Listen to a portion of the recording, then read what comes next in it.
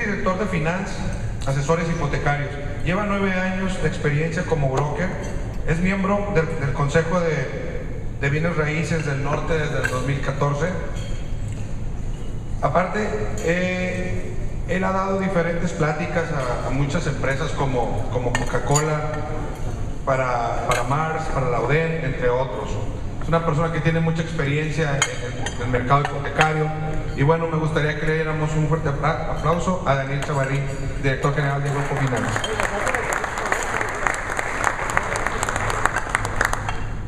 Buen día. Bueno, nada más aclarando, fui miembro del Consejo del Norte en 2014, este año ya no soy, fue lo único ahí se me pasó a lo mejor poner la nota.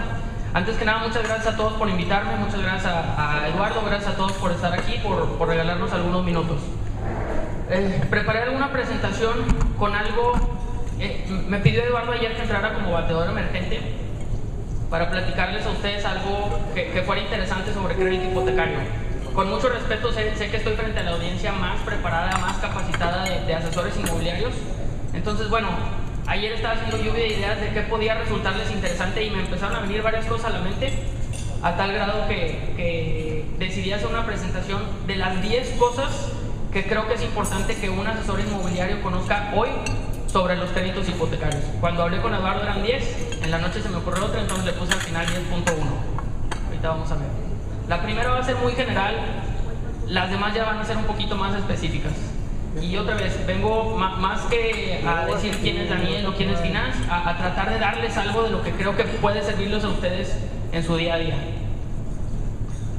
Ok, la primera, que es muy general, es la importancia del crédito hipotecario. Como todos sabemos, la primera ventaja de un crédito hipotecario pues es que un cliente no tendrá que pasar por un ahorro durante varios años para acceder a la compra de una propiedad. Ese es el beneficio más básico de un crédito hipotecario, ese es el beneficio más importante de un crédito hipotecario. El segundo, normalmente el crédito hipotecario va a ser el crédito más amplio en cuanto a monto y en cuanto a tiempo que una persona va a tomar en su vida. Puede tomar tarjetas de crédito, puede tomar algún crédito personal, puede tomar algún crédito de auto, pero por lo general, la mayoría de los mexicanos, el crédito más amplio en monto y en plazo siempre va a ser el hipotecario. Esto va a ser también su herramienta para empezar a formar un patrimonio que empieza a formar su bien raíz. Y bueno, ya sabemos lo que genera la plusvalía, que después lo puede heredar, etcétera, etcétera. Tengo aquí algunos datos que saqué también ayer. Dice Horacio Urbano, un arquitecto famoso en el DF, tiene la estadística de que el crédito hipotecario el año pasado creció cerca del 9.2%. Es una estadística importante. Y según Enrique Margain, que es el coordinador de la Asociación de Bancos de México, de la ABM, según Margain, dice que la banca este año pretende invertir cerca de 200,000 millones de pesos a toda el área hipotecaria.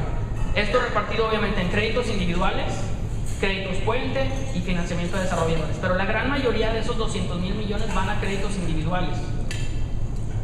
Y bueno, eso es lo primero, entender la importancia del crédito. La segunda parte que creo que es importante que conozca un asesor inmobiliario hoy sobre los créditos es que hoy estamos frente a las tasas históricamente más bajas en el mercado, al menos en nuestro país.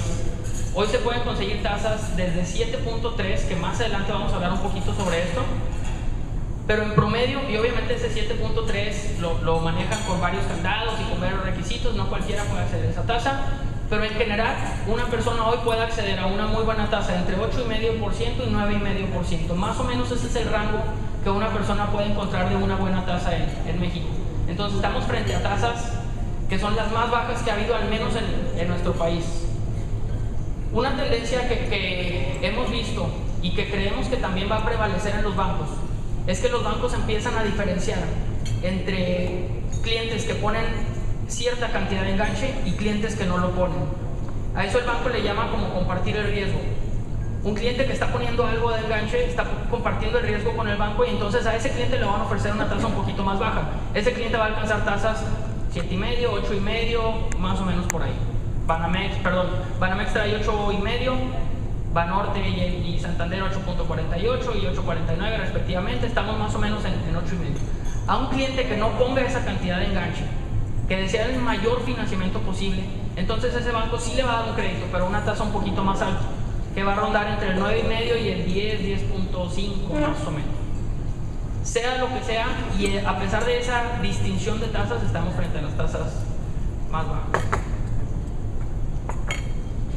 3. El desembolso normalmente va a ser menor del que la persona cree para poder acceder a esa casa. Y esto creo que a ustedes les puede servir mucho, porque si un cliente les dice, sí quiero comprar una casa, pero no tengo enganche, eso era una excusa de antes, eso hoy no debería ser un impedimento para comprar una casa. El máximo financiamiento que puede obtener un cliente sin involucrar a Infonavit, ojo porque voy a irme por partes, sin involucrar a Infonavit, Scotiabank la semana pasada acaba de lanzar una noticia en donde dice que a clientes con buen perfil puede prestarles hasta el 95% del valor de la propiedad, sin Infonavit y sin apoyo Infonavit.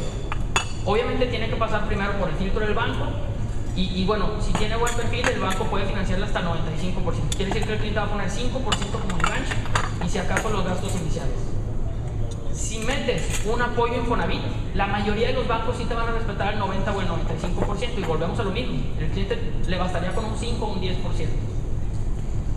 Y ya si metemos un esquema de cofinanciamiento, entonces hoy se puede comprar una casa prácticamente sin poner nada, si acaso únicamente pagando el avalúo. Obviamente depende de cuánto dinero tiene ahorrado esa persona, pero puede darse el caso en el que el cliente reciba un financiamiento de arriba del 100%, de tal manera que el banco e Infonavit paguen el precio de la propiedad y los gastos iniciales.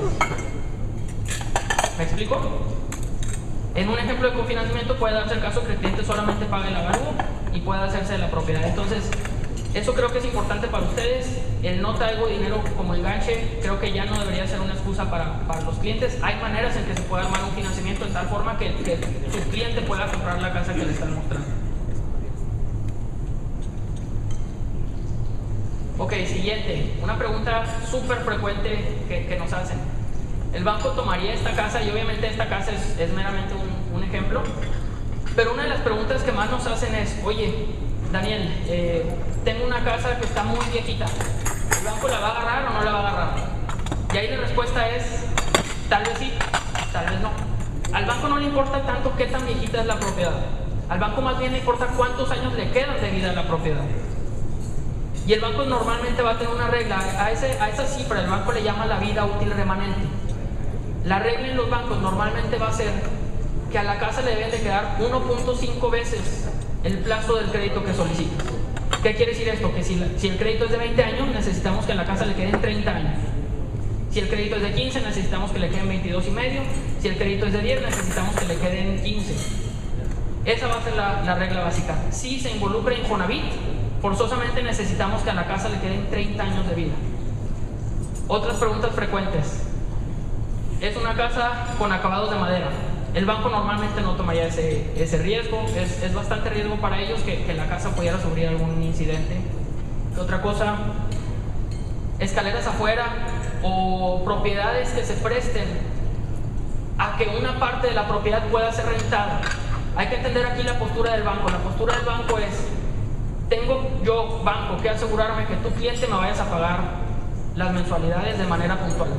Y si yo como banco creo que una parte de la casa la vas a destinar para rentarla, entonces yo como banco corro el riesgo de que cuando no la rentes no me pagues. Esa es la forma en que el banco lo ve. Obviamente nosotros podemos tener otro criterio, pero esa es la forma en que el banco lo ve. Entonces, cuando hay escaleras afuera, dos entradas separadas, el banco puede ponerse un poquito nervioso y hay que primero consultar con el banco si tomaría la casa o no. Y otro punto importante, se da mucho en carretera nacional. La casa forzosamente necesita tener el servicio de agua legal, ya sea por medio de un contrato de servicio de agua y drenaje, o si es por medio de pozo, que el pozo tenga un registro. Si no, entonces también es difícil que el banco lo pueda tomar. Una recomendación que les doy en estos casos, cuando hay dudas acerca de si la casa pasa o no pasa, a nosotros lo que nos gusta hacer es que nos manden fotos de la propiedad, que nos manden una descripción de la propiedad, lo mandamos con anticipación al banco, el banco en 1 o 2 días revisa y nos dice de inicio si la propiedad pasaría o no pasaría para un crédito hipotecario. ¿Sí me explico? Entonces hay manera en que no hagamos perder al cliente todo el tiempo de un proceso de crédito hipotecario si con anticipación vemos si la casa pasaría.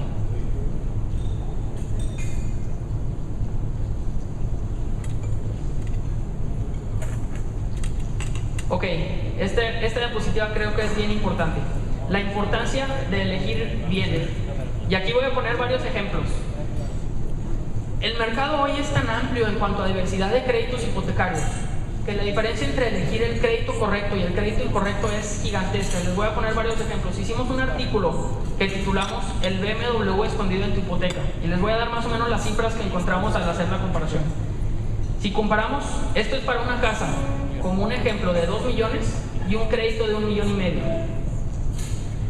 Si comparamos un esquema correcto, entre comillas, contra un esquema incorrecto, entre comillas, resulta que la diferencia a lo largo de 20 años fue que el cliente puede pagar, uno versus el otro, 1,060,973 pesos de diferencia entre el crédito malo contra el crédito bueno. 1,060,973 pesos. Y alguien puede decir, bueno, ese dinero está repartido en 20 años, ¿no? No es lo mismo el dinero repartido en 20 años que lo que vale ese dinero hoy. Si ese dinero lo traemos a valor presente, utilizando un 4.5%, que es más o menos la inflación, 1,060,973 pesos hoy representan el equivalente a 426,424 pesos. Con eso completas un BMW 320i del año, que es lo mismo a que le dijeras tú al cliente, entre comillas obviamente, que puede comprar una casa de 2 millones o puede comprar una casa la misma casa de 2 millones y le regalas un BMW del año. Esa es la diferencia entre elegir bien o elegir mal el crédito hipotecario. Si ese mismo ejercicio lo hacemos en lugar de 20 años a 15, la diferencia es todavía más grande. Elegir un crédito incorrecto versus el correcto tiene un impacto al final de 1,523,650 pesos en 15 años. Si lo traes a valor presente, ese dinero equivale hoy a 613,140 pesos. Con ese dinero completas un Audi TT del año. Esa es la diferencia entre un crédito correcto e incorrecto, tomando en cuenta el mismo plazo. Esa es la importancia de elegir, de comparar, de sentarte con el cliente y ayudarlo a realmente elegir lo que a él más le conviene. El segundo punto dice, video, el tiempo es oro, elige el plazo correcto para tu crédito hipotecario. Ya no vamos a tomar ahora un crédito malo y un crédito bueno, vamos a tomar el mismo crédito hipotecario, comparándolo si el cliente decide hacerlo a 20 años contra si lo hiciera a 15 años. Aquí estamos tomando un ejemplo de 1,5 millones de pesos en crédito. Si toma un crédito de 15 años versus el de 20, el cliente pagaría 1,600 pesos más de diferencia por el de 15. Pero al final habría pagado 610,000 pesos menos en el de 15 años. Eso equivale a 40% del monto que originalmente pidió. O si lo quieres ver de otra forma, eso equivale a que en un crédito de 20 años el cliente va a pagar 2.4 veces el monto que pidió, mientras que si lo pide a 15 años lo va a pagar 2 veces. 2.4 contra 2 es un montón de diferencia. Ahora, con esto no estoy diciendo que el crédito de 20 sea mejor que el crédito de 15. ¿Por qué? Porque si alguien es algún ingeniero, algún financiero, algún economista y quiere ver cuánto paga al final, a ese cliente hay que recomendarle un esquema de 15 porque al final va a ahorrar un montón de dinero. Pero no necesariamente es la solución para todos. Quizá a alguien sí le haga diferencia pagar 1,600 pesos menos al mes y entonces a alguien le convenga más el crédito de 20. Pero la diferencia es más o menos de ese tamaño. Y como una tercera estadística también para que vean que los detalles finos cuentan muchísimo. Vamos a suponer a alguien que ya tiene un crédito hipotecario y lo está pagando y quiere dar pagos adelantados a capital. Ese cliente tiene la opción de dar pagos a capital y acortar el tiempo, o sea, terminar más rápido, o tiene la misma oportunidad de hacer el mismo pago adelantado pero reducir su mensualidad. Es el mismo cliente con el mismo crédito y tiene 100,000 pesos para darle pago adelantado. Aquí vamos a hacer un ejemplo de un crédito de 1 millón de pesos, suponiendo que el cliente va a adelantar 100,000. Si lo hace para cortar su plazo, al final va a terminar 55 meses antes, 4 años y medio antes, un poquito más. Y se va a ahorrar con ese prepago 509,000 pesos. Si no lo hace así y decide bajar su mensualidad, entonces va a terminar en los mismos 20 o 15 años y al final de esos 100,000 pesos le habrían ahorrado 127,645 pesos. Su mensualidad bajaría cerca de 900 pesos. ¿Cuál es mejor? Pues no sabemos porque depende mucho del cliente, ¿verdad? Si a mí me preguntan como financiero, pues yo le sugeriría que acortar el plazo, se va a ahorrar 500,000 pesos y va a terminar 55 meses antes. Pero quizá a alguien sí le haga sentido mejor bajar su mensualidad a 900 pesos porque está muy apretado, ¿verdad? He ahí la importancia de los detalles, incluso al saber elegir. No sé si hay alguna duda hasta aquí. Son estadísticas y números reales con ejemplos reales. Ahora, punto bien importante. Por supuesto, así es. ¿Cuál es su nombre? Luis. Señor Luis dice, la otra opción es pagar un 13º mes cada año, que es igual a pagar una mensualidad adicional cada año. Hemos hecho un ejercicio y normalmente por una simulación de ese tipo, el cliente, si lo abona a reducir plazo, ese cliente terminaría cerca de 5 o 6 años antes, más o menos, que también es un montón de dinero en ahorro. Ahora, ojo con esto, estoy haciendo ejemplos para créditos de 1 millón y 1,5 millones. Imagínense ustedes el impacto si estamos hablando de un crédito de 5 millones, 6 millones. Entre más alto sea el monto, la diferencia se hace más grande, obviamente. Siguiente cosa que creo que es importante que un asesor inmobiliario conozca de los créditos hipotecarios. La función de un broker. La función de un broker básicamente se puede resumir en varios puntos. Uno, asesorar al cliente para que compare y elija su esquema más adecuado. Eso creo que es la base de un broker hipotecario. Siguiente punto, la función de un broker debe ser agilizar el proceso de un crédito hipotecario, de tal manera que ustedes se preocuparan únicamente por la venta de la propiedad y el proceso ante el banco se agilice. El siguiente es apoyar al cliente y obviamente hacer equipo con todas las personas que están involucradas en una compraventa. Ustedes forman parte de una compraventa, el banco también, la notaría igual, el perito evaluador igual. Entonces parte del trabajo del asesor hipotecario es, hacer equipo de tal forma que todo el proceso se pueda agilizar. Y creo yo lo más importante de todo es que como somos una pieza, o como el broker es una pieza de rompecabezas, parte de la función del broker es que el cliente al final termine contento, tan contento que resulten que después a ustedes lo recomienden con sus amigos cuando necesiten comprar alguna propiedad y al broker lo recomiendan también con sus amigos y sus compañeros cuando necesiten un financiamiento. El trabajo de un broker es hacer equipo de tal forma que se agilice el proceso y al final hayan recomendaciones para todas partes. Ok, ahora sí, siguiente punto que creo que es importante para un asesor inmobiliario. Hay algunos esquemas que son novedosos en el mercado, que no son muy conocidos y que creo que pueden hacer la diferencia entre que una compraventa se realice o que no se realice. El primero de ellos es un esquema que se llama el 7x5 de Scotiabank, no sé si alguien lo ha escuchado. Es el esquema del que les hablaba en un principio, que tiene una tasa de 7.30. Ojo con esto, porque esa tasa obviamente tiene varios candados. Para que tengas la tasa de 7.30 necesitas que el financiamiento sea igual o menor al 65% del valor de la propiedad. Necesitas que Scotiabank primero analice el perfil y que sea lo que le llaman en el argot común, que sea un cliente güerito de ojos azules. El cliente bueno, el cliente que tiene buenos ingresos, que tiene buen buró, que tiene buena antigüedad laboral y que tiene al menos el 35% de enganche. Pero ese cliente puede acceder a una tasa del 7.3. Si es un crédito a 5 años. Si fuera un crédito a 10, 15 o 20, entonces este esquema te va a dar una tasa que va a llegar cuando mucho al 7.85. Pero aguas, el 7.80, 7.85 te lo va a respetar durante 5 años. Al quinto año, Scotiabank haría una revisión de la tasa y aplicaría la que fuera la menor tasa en ese momento o TIE más 4.5. Que hoy no está nada mal. Hoy TIE más 4.5 representaría un 7, arriba del 7,5, 7.6, 7.7 más o menos. La TIE está en 3.3. Entonces más o menos nos daría... Pero esa es la TIE hoy. Hay que avisarle al cliente que la revisión se hace en 5 años, ¿verdad? Y la revisión se hace normalmente cada 5 años. Al año 5, 10, 15 y bueno, al 20 se supone que debe terminar. ¿A quién está destinado este producto? O a quién yo sí le recomendaría este producto. Y esto es muy importante sobre todo para los asesores que manejan propiedades de valores altos, con inversionistas que tienen una capacidad de pago fuerte y que tengan la intención de terminar su crédito de forma rápida. ¿Por qué? Porque el cliente va a aprovechar una tasa debajo del 8% durante los primeros 5 años.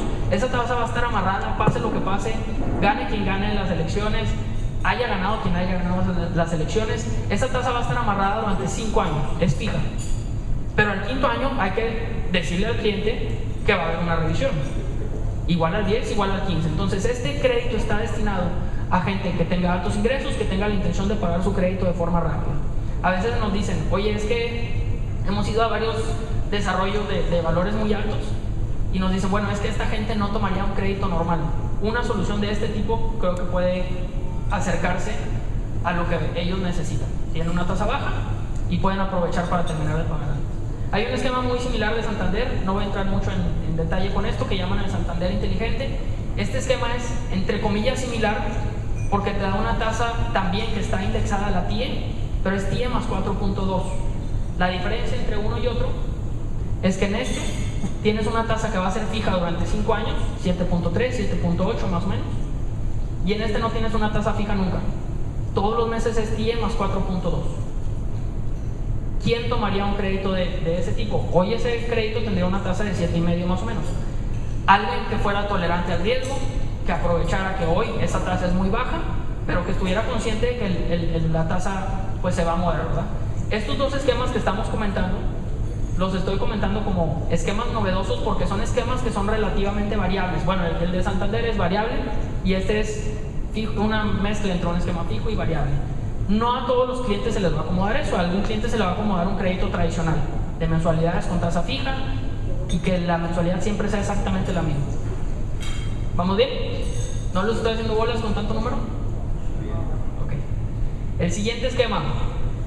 Hay esquemas que también no son muy conocidos por el mercado, pero existen, en donde se puede financiar en un mismo crédito dinero para comprar un terreno y aparte construir. Muchas veces nos topamos con gente que dice, oye, es que quiero comprar un terreno, pero no tengo dinero para construir, no tengo mi propio dinero para empezar a construir. O al revés, tengo dinero para el terreno, pero no tengo dinero para construir. Bueno, hay esquemas en los que se puede prestar para las dos cosas. Obviamente tienen ciertos candados y ciertas restricciones y ciertas reglas que pone el banco, en el sentido que te van a decir, bueno, yo te puedo prestar hasta el 70 o el 80% de lo que vaya a ser el valor total, terreno más construcción.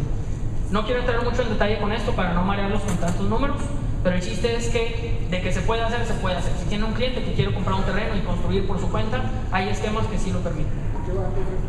¿Perdón? Este lo maneja Santander, lo maneja Scotiabank, Banorte y ya. Son los 3 bancos que lo manejan así. Afirme tiene un crédito de construcción, pero necesitas que el terreno ya sea de él. Banregio también lo maneja, es cierto. Banregio también lo maneja. Entonces, de que se puede, se puede. Siempre se puede hacer un traje a la medida, de tal forma que el cliente pueda lograr su proyecto. Y el siguiente esquema es un esquema que llaman en Afirme tu casa al cuadrado. No sé si alguien lo ha escuchado. ¿No? A ver si me explico con este, porque también está algo complejo. Este esquema está hecho para que una persona pueda lograr un financiamiento de hasta el 100% de la casa que va a comprar. ¿Cómo lo hace? Afirme normalmente es muy creativo en hacer ciertos productos de crédito, y a ellos se les ocurrió que a una persona que tenga ya una casa y quiera comprar otra, Afirme le va a prestar el 100% de lo que cuesta la segunda casa, siempre y cuando el cliente deje hipotecadas las dos propiedades. El cliente hipoteca su casa actual, el banco le presta el 100% de lo que cuesta la casa nueva. Tiene varios beneficios. Uno, normalmente en las cláusulas de la escritura se va a indicar que el cliente tiene permitido vender la primera casa o rentarla para que le ayude a pagar la hipoteca de la segunda casa. Y dos, la hipoteca de la primera casa se libera cuando el saldo del crédito disminuye en un 30%. Si el cliente pidió 1 millón, cuando el cliente deba 700, entonces se libera el primer gravamen y ya nada más queda grabada la otra. ¿Cómo les sirve esto a ustedes y cómo pueden explotarlo? Nos hemos topado muchas veces con comentarios de que alguien tiene una casa y quiere comprar una segunda, pero no la puede comprar hasta que no venda la primera casa. Entonces dice, oye, necesito primero que me ayudes a vender esta casa y después de varios meses, cuando la vendamos, compramos la otra. Bueno, ese esquema es la solución para un cliente de ese tipo, porque puedes decirle, bueno, si realmente quieres la segunda casa y no quieres que te la ganen, puedes hacerte de esta segunda casa hoy, sin necesidad de esperar a que vendamos la otra. Cuando la vendas, entonces las cláusulas en la escritura te permiten usar ese dinero para abonar a capital, bajas la deuda, liberas el otro gravamen y te quedas con este crédito. ¿Sí me explico? ¿Puede ser aplicable también a las personas que están en mal buró de crédito? Puede ser aplicable a las personas que tienen mal buró de crédito. Si es muy malo, no. Este esquema, igual que todos los demás, va a revisar. Igual va a revisar ingresos, igual va a revisar buró de crédito. Cuando me hablan de un problema en buró de crédito, siempre me gusta primero entender ¿Qué tan grave es el problema? Ver su reporte de buró, porque muchos de los problemas son solucionables. Entonces habría que ver de qué tan mal buró se trata. Pero si entendí bien tu pregunta, el banco como quiera revisa buró y como quiera revisa ingresos. No, este esquema no. Hay otro esquema que no puse aquí, en donde sí se puede financiar un inmueble comercial. Ese también lo maneja Afirme. No bajo el esquema de tu casa al cuadrado, pero Afirme también tiene un esquema para comercial, en donde puede prestar entre un 50 y un 75% del valor de la propiedad. Hago un paréntesis aquí, porque aquí estamos hablando de tasas 8,5, 9,5 más o menos. Para comercial la tasa es distinta, la tasa va a ser, no me das mucho caso, te lo confirmo, pero debe estar cerquita del 12-14% más o menos. Si hay un esquema hecho para eso. No sé si hay más dudas hasta aquí. Hasta aquí creo que lo importante es que sepan qué es lo que se puede hacer con un crédito hipotecario, esquemas novedosos que pueden aterrizarse a alguien que necesite primero vender su casa, que ya no va a ser necesario, o a alguien que quiera pagar un crédito rápido. Ok, punto número 8. Sé que también muchos de ustedes se topan con inversionistas que quieren comprar una propiedad no tanto para vivir en ella, sino como inversión. Y hemos hecho análisis de más o menos en Monterrey cuánto tiene que poner una persona como enganche para que la propiedad le resulte una inversión y que la hipoteca se pague solita. De acuerdo al porcentaje de capitalización de rentas que se cobra en Monterrey y a la tasa de interés que hay ahorita en los bancos, en Monterrey, si un cliente quiere que su hipoteca se pague sola, tendría que poner entre el 40 y el 50% de desembolso. ¿Perdón? Exacto. De tal forma que el crédito nada más sea por el 50%.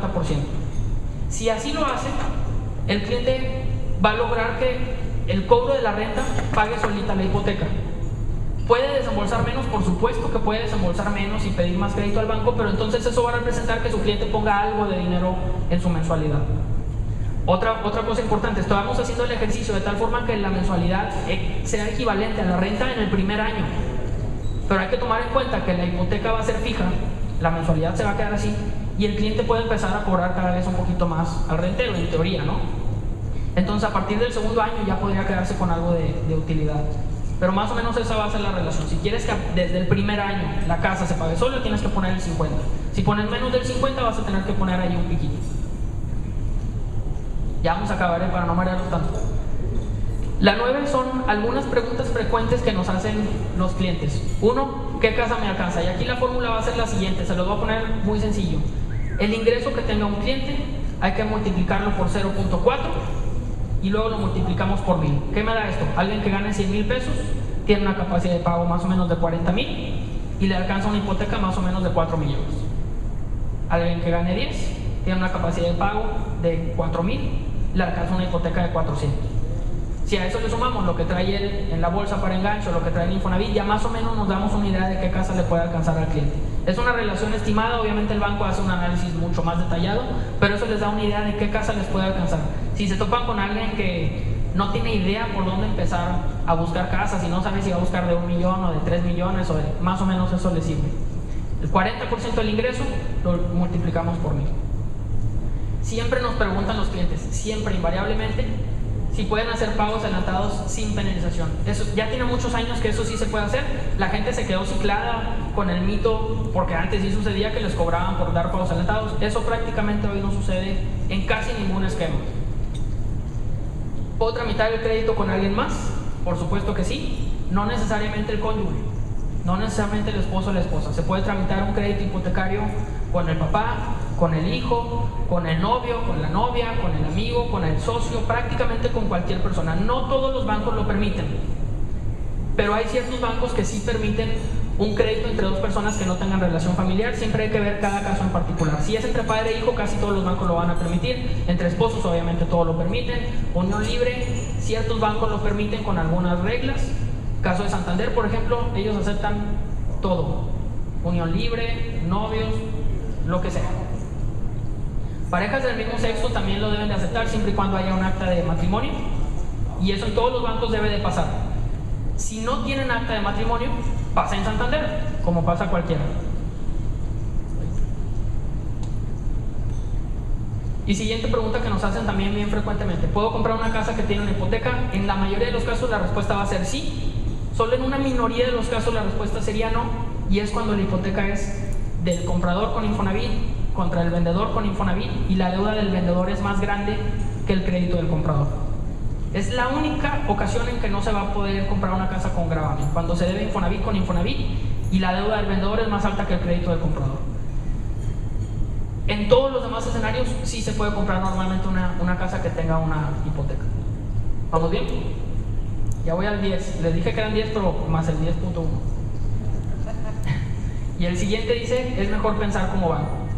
Muchas veces el cliente nos dice, oye, es que yo tengo ranchos y otro rancho y 1000 carros y tengo 1000 cosas, no sé por qué el banco no me daría un crédito. Hay que pensar más bien, como asesores inmobiliarios y asesores hipotecarios tenemos que más bien pensar como si fuéramos el banco y entender cuál es el negocio del banco.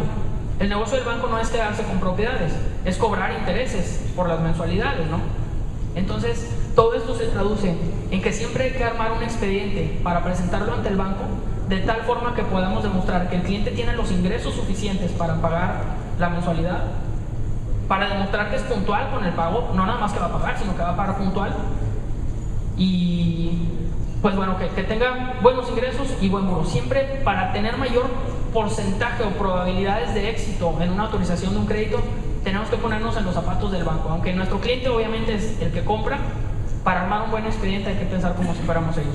Por eso también las razones o la explicación de si el banco tomaría una casa muy maltratada o no. Porque como banco, si yo te presto para una casa que está a punto de caerse, pues corro el riesgo de que la casa efectivamente se caiga y yo no tengo ya nada que vender, ¿verdad? Alguna vez escuché un comentario que me pareció muy interesante porque nunca lo había escuchado, en que decían que alguien quería construir en su casa quería construir una alberca y en la alberca quería poner el logotipo de los Rayados, y alguien le dijo, aguas, no pongas el logotipo de los Rayados porque cuando la vendas ningún tigre te lo va a querer comprar, ¿verdad? Entonces hay que pensar igual con el banco, ¿verdad? Nos ha tocado también, en una ocasión nos tocó una casa que realmente no era una casa, querían hacerla pasar como casa, pero era más bien como una bodega, entonces tenía escaleras como de aquí hasta la pantalla, y el banco decía, bueno, es que eso no es funcional, aunque lo quieran hacer pasar como casa, eso no es funcional, nadie compraría una casa así más que tú. A ti sí te gusta, tú sí la quieres, pero yo no puedo correr el riesgo de prestarte para esa casa, porque si tú no me pagas yo me quedo con esa casa y me voy a tardar 1.000.000 de años en venderla, ¿no? Son casos muy particulares, y a todo lo que quiero llegar con esto es que siempre hay que ver la manera de ponernos en los zapatos del banco, de tal manera que al banco le guste lo que le estamos presentando y nos pueda autorizar el crédito y nos pueda autorizar la casa, ¿verdad? ¿Vamos bien? Y ya para terminar, el 10.1. Ahorita hablamos de lo que de cómo están las tasas hoy. Y bueno, una pregunta que también nos han hecho muy frecuentemente en los últimos días o las últimas semanas es, bueno, ¿qué va a pasar con las tasas de interés de aquí en adelante? Platicaba ahorita con Gerardo sobre esto. Ayer fue la reunión de la Fed y Janet Yellen dijo que las tasas se van a quedar así como están hasta nuevo aviso. La siguiente junta de la Fed me parece que es a finales de octubre y luego a mediados de diciembre. El lunes es la junta de Banco de México. Y al parecer todo indica que Carsten va a decir también que las tasas se quedan así como están. Entonces, por lo pronto, las tasas, para quienes estuvieran nerviosos o angustiados o quienes estén así con el pánico, por lo pronto las tasas deben de permanecer así como están. Pero es cuestión de tiempo para que vayan haciendo algún ajuste ligeramente hacia arriba. No tengo la bolita mágica, no les puedo decir cuándo, no les puedo decir qué tanto, pero es prácticamente cuestión de tiempo para que haya un ajuste ligeramente hacia la alza, nada para causar pánico. Y aquí se los dejo a ustedes, creo que esto es importante para ustedes porque ustedes saben cómo manejar esta información, ¿verdad? Obviamente no es conveniente crear pánico en el mercado, pero sí eso puede ayudar quizá a decirle a un cliente que esté dudoso entre comprar hoy o comprar mañana, que sin tener la bolita mágica, hoy es un buen momento para comprar una propiedad, hoy las tasas son las históricamente más bajas y bueno, esa es más o menos la proyección. Por lo pronto no hay nada, pero es evidente que va a haber un ajuste ahí pequeño. Y hasta aquí creo que es todo. Les agradezco a todos mucho la atención. Si tienen alguna duda o cualquier cosa, les dejo aquí mis datos de contacto, la página, los teléfonos de la oficina, el Nextel. Normalmente subimos estadísticas o artículos, videos con información que puede serles importante en el Facebook, en el Twitter y en el YouTube. ¿Perdón?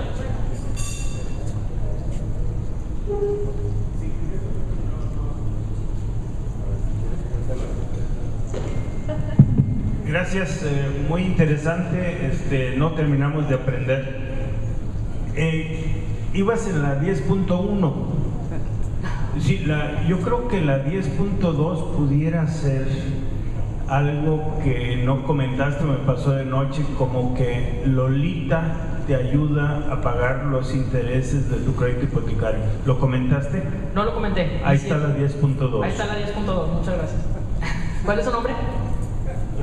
Alberto. Alberto tiene toda la razón. Un beneficio del crédito hipotecario es que los intereses reales son deducibles de impuestos. ¿Alguien sabe qué son los intereses reales o alguien no sabe qué son los intereses reales? La tasa de interés menos la inflación. Esa parte es deducible de impuestos. El cliente no tiene que hacer ningún cálculo, no tiene que sacar su calculadora ni nada. El banco le da una carta, la constancia de intereses, y esa constancia la presenta con su contador. Si ese cliente fue puntual con Lolita, entonces Lolita tendría que regresarle una parte de los intereses que pagó.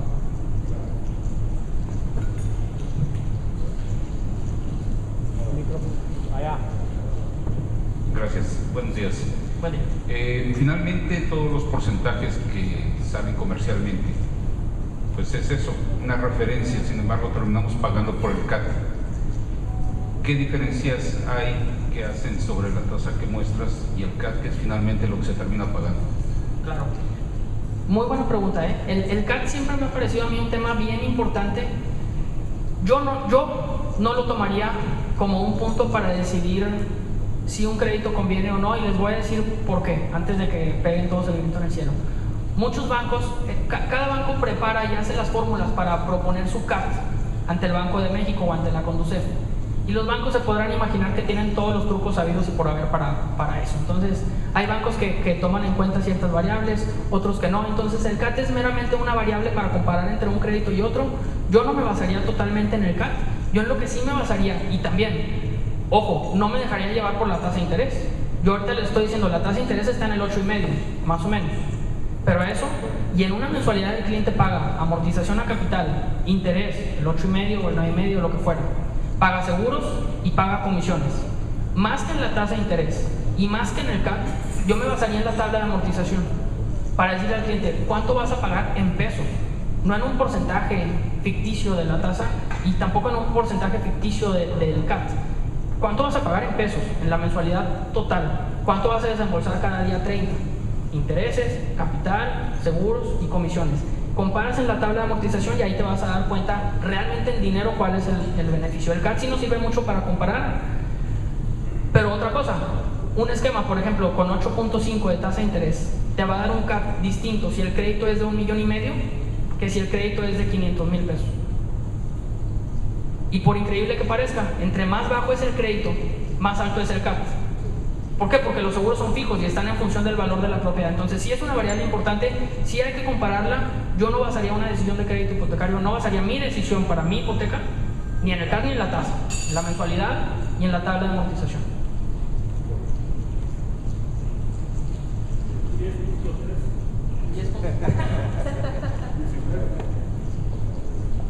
10.3, no 19. Ah, qué chingue. Bueno,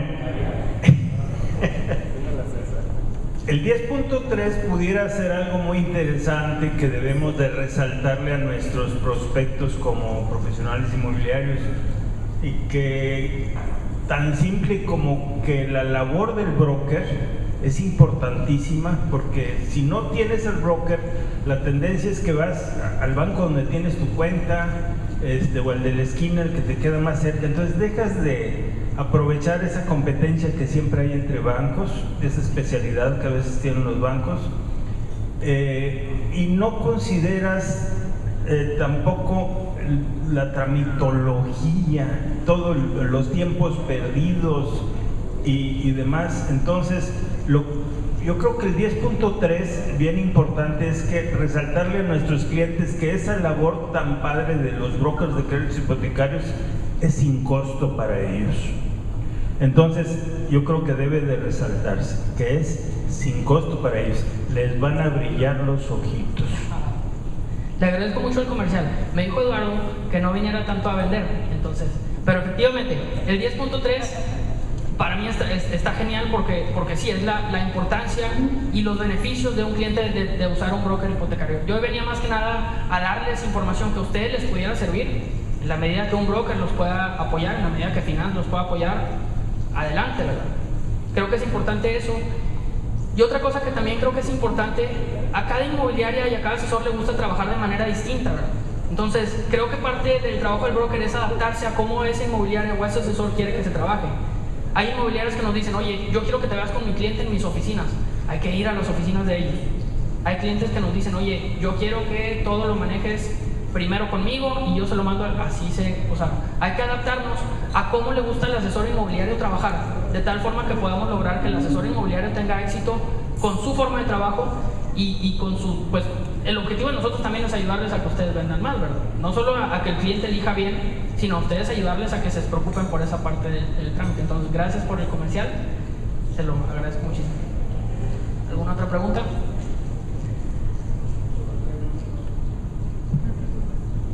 Gracias. Como asesores inmobiliarios, cuando buscamos recomendar a un broker para que nos apoye en la labor de la venta, buscamos de alguna forma también, o sea, primero que sea parte de la oficina de nosotros, porque así los vendemos como tal, ¿no? Nosotros ayudamos a que usted su proyecto lo más pronto posible, pero a veces nos topamos con oficinas que únicamente quieren manejar aspectos de bancos, y a nosotros en muchos de los casos nos interesa que nos den un servicio integral, que si va a trabajar con Fobistes o con Infonavit o con lo que sea una sola cabeza y no tengamos que estar buscando quién resuelve la parte de Infonavit y quién resuelve la parte del banco. Entonces yo creo que es importante como brokers que brinden un servicio integral en ese sentido y que no se limiten únicamente a la parte de bancaria. El otro punto que me ha tocado con mucha frecuencia es que buscamos de alguna forma brokers que no trabajen exclusivamente con un banco para que tengan como decía bien Guidobro, un abanico de opciones que pudieran hacerlo. Sin embargo, cuando los sentamos en la mesa y pedimos en un momento dado que propongan ese abanico, pues mira, están todos estos, pero yo te recomiendo este, y este es el bueno y no lo sacas de ahí. Entonces dices, híjole, o sea, yo creo que tiene que haber más imparcialidad en ese sentido y dar un esquema que más bien se ajuste a la necesidad del cliente. Totalmente de acuerdo. En la parte que en una de las diapositivas comentaba que parte del trabajo del broker, pues no es nada más ayudarle al cliente a elegir bien, ¿verdad? Es hacer equipo, porque hay un asesor inmobiliario por medio, hay un comprador, hay un vendedor, hay una notaría, hay un perito evaluador y está Infonavit. Entonces parte del trabajo del broker es hacer ese equipo, y qué mejor que tener una relación con una notaría que sabemos que va a trabajar ágilmente, a pesar de que nosotros al final no vamos a elegir la notaría, pero sí podemos dar una sugerencia de ello. Y entonces la parte del abanico de opciones estoy totalmente de acuerdo. De hecho, en la oficina de nosotros prácticamente está prohibido decir este es el banco que te conviene. Prácticamente está prohibido porque cuando menos, nosotros trabajamos con 8 bancos y cada banco maneja cuando menos 4 o 5 opciones de crédito. Y si a eso le suman los diferentes plazos, entonces si le presento yo al cliente todas las opciones, va a tener más de 200 opciones que lo voy a presentar. Tampoco es la idea, pero sí cuando menos que compare a diferentes plazos, 15 y 20 años, y cuando menos entre 3 y 5 bancos diferentes, de tal forma que le pones una tabla de amortización, una tabla comparativa enfrente con sus 4 o 5 opciones. Y parte de lo que creo que debe ser el trabajo de un broker, más que decirle este te conviene, es decirle estos son los pros y contras de este banco y este esquema, estos son los pros y contras de este otro y estos son los pros y contras de este otro. Tú eres el que vas a escoger. Yo no voy a decir cuál escojo, ¿verdad? Porque yo no voy a pagar esa hipoteca. Tú me vas a decir qué es lo que estás buscando y yo te voy a poner las opciones y al final la decisión es tuya, ¿verdad? Pero poniendo todo sobre la mesa. Algo que comentó Carlos Aldeco es que pues lo que entendí de que cuando es trámite de Infonavit, que a veces el broker no lo quiere manejar. Bueno, en experiencias propias, cuando tú tienes un crédito que involucra un banco y el Infonavit, normalmente sí lo manejan. O sea, no es cierto que no lo manejen. O sea, a lo mejor hay que cambiar de broker. Pero cuando es puro Infonavit, entonces sí hay especialistas que sí te cobran. No quiero decir más o menos cuánto porque no quiero que suene a publicidad, pero indebidamente, pero tienen la razón, o sea, No, espérame, lo que pasa es que hay brokers que le cobran al banco y el Infonavit no le paga al broker, digo, esa es la diferencia, digo, y hay brokers en Infonavit que te cobran 10,000 pesos por cada crédito y te tramitan todo, digo, hay quien te cobra 8,000 pesos, ¿verdad? Pero 5,000 pesos. Sí, 5,000 pesos, pero yo la norma que yo he visto de los brokers es que cobran 5, digo 10, son pocos los que cobran 5, los que yo he visto, pero es igual que los corredores, ¿verdad? O sea, hay corredores de un tipo de propiedades y hay corredores de otros, es igual los brokers, ¿no? Sí. Desde crédito. Es muy buena observación, ¿eh? A nosotros como brokers, perdón. Y te digo porque yo soy espíritu evaluador y yo les hago avalos a todos, entonces a todo mundo, aunque les dé envidia. Es totalmente cierto, no voy a entrar mucho en detalle, pero sí, a nosotros como brokers nos pagan los bancos. Si un crédito involucra un banco, el servicio debe ser gratuito. Si es Cofinavit, que es Banco más Infonavit, sigue siendo gratuito, porque hay un banco que nos paga a nosotros. Cuando es puro Infonavit, hay que tener mucho cuidado con cómo manejamos las cosas, porque normalmente un broker sí lo va a usar, sí lo va a tramitar, nosotros sí lo tramitamos, pero como no hay un banco que nos pague, hay que cobrarle honorarios al cliente.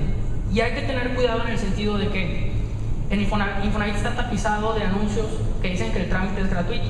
Entonces nosotros tenemos que explicarle al cliente que sí, el trámite es gratuito y el cliente lo puede hacer y es gratis.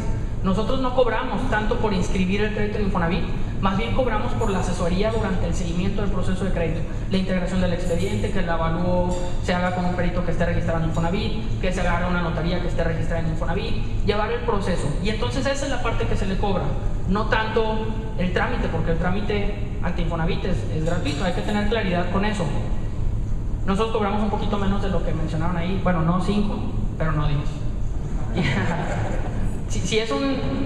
Obviamente si es un cliente de un asesor inmobiliario que venga, un cliente recomendado de un asesor inmobiliario, normalmente se hace algún descuento, al menos así lo manejamos en nuestra oficina.